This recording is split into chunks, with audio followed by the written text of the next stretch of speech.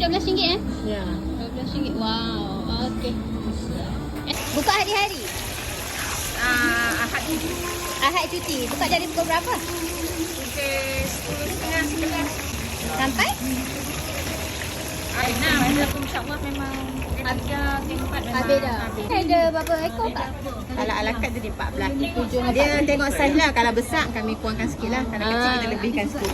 Boleh lah dengan harga yang RM10. RM10 dapat 7 ekor lah. 7 ekor, telur, semua ada. Ada ikan apa ni? Ikan bawal ni satu set 10 saja.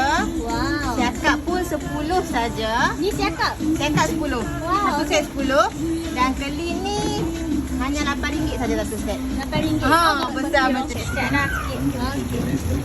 Yang ni ikan keli? Yang tadi keli. Okey.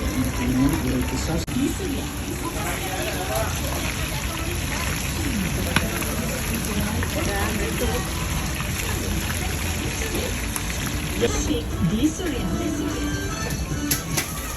26 Jambatan Pulau Pinang Jalan Kat sini orang boleh kita buat. dan Pelperai dan Bayi Lepas. Kalau ditambah dulu laluan pengusahaan di Kismi.